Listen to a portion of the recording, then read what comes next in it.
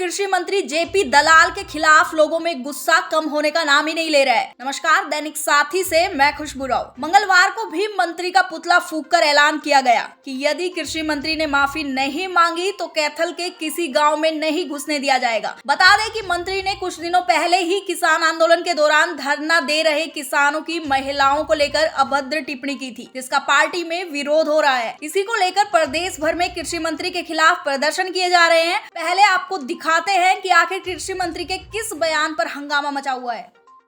आड़े बैठे रहा करते भाई, बहुत 10-5 मतलब उनकी घराली कौन माना, उनकी ठेका ले रखा था किसानों का। सच्चाई है, मैं जानू सबने, किसी पे 5 मुकदमे, किसी पे 3 मुकदमे, उल्टे उल्टे काम कर रहे, किसी की बहू भाजरी, किसी की छोटी भाजरी, तारा ठेका ले रहे, आड़े बैठे रहे, मैं जानू सर।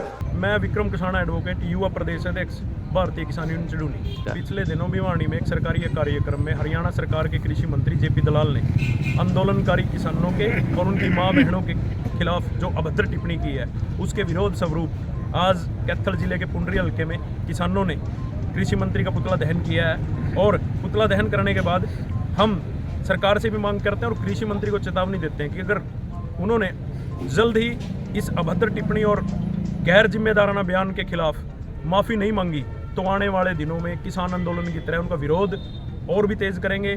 और सरकार से चेतावनी देते हैं और जिला प्रशासन से भी चेतावनी देते हैं, या तो कृषि मंत्री माफ़ी मांगे, नहीं तो कैथल जिले के किसी भी गांव में, किसी भी हल्के में कृषि मंत्री का चाहे सामाजिक कार्यक्रम हो, चाहे निजी कार्यक्रम हो, या कोई सरकारी कार्यक्रम हो, भारतीय किसान यूनियन के सभी संगठन और सभी सामाजिक संगठन, मजदूर संगठन मिलकर कृषि मंत्री की इस घटिया और बेहुदगी भरी बयानबाजी के खिलाफ उनका विरोध करेंगे और कैथल जिले के किसी भी गांव में घुसने नहीं देंगे जब तक हरियाणा का कृषि मंत्री माफ़ी न मांगे।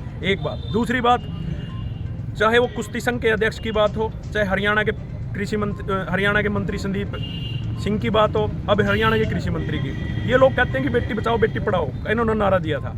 आज दिल्ली से लेकर और हरियाणा तक किसी भी जगह बेटियां सुरक्षित नहीं हैं। सरकार के मंत्री बेटियों के खिलाफ अभद्र टिप्पणी करते हैं। सरकार के मंत्री बेटियों के खिलाफ यौन शोषण जैसे आरोपों से घिरे हुए हैं। और सरकार का एमपी और कुश्ती संघ का अध्यक्ष सरकार के इशारे पर कुश्ती संघ की बहन बेटियों के खिलाफ जो उन्होंने किया वो सारा देश के आगे जगजाहिर है। और इससे बढ़कर बात करते हैं कि हरियाणा की जो हाई कोर्ट है, हरियाणा की हाई कोर्ट ने अभी हरियाणा सरकार को फटकार लगाई है। 538 के लगभग 540 कॉलेजों में जो गर्ल कॉलेज हैं, जो बेटियों के स्कूल हैं, उनमें शौचालय नहीं है। इससे ज़्यादा डूब मरने की बात कोई और इस सरकार के लिए हो नहीं सकती। सरकार का जुमला और सरकार के नारे केवल बेटी बचाओ बेटी पढ़ाओ है। इनके राज में ना तो बेटियां सुरक्षित हैं, ना किसान और मजदूर सुरक्षित हैं। इसी बयानबाजी को लेकर बार बार एक बार और आपके चैनल के माध्यम से और जिला प्रशासन से कहते हैं कि या तो मुख्यमंत्री अपने बयान से माफ़ी मांगे, नहीं तो फिर कैथल जिले के किसी भी कोने में घुसने नहीं देंगे।